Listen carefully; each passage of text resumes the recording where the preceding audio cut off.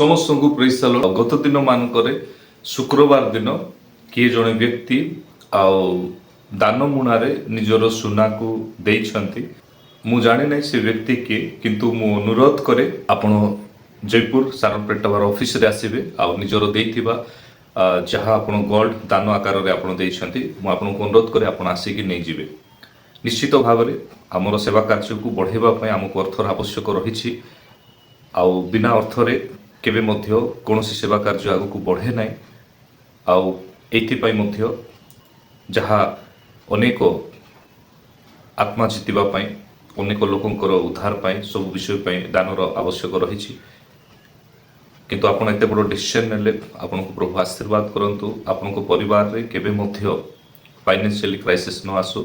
କିନ୍ତୁ ମୁଁ ଅନୁରୋଧ କରେ ଯେ ଆପଣ ନିଜର ଦେଇଥିବା ଦାନକୁ ଆପଣ ଫେରେଇକି ନେବେ।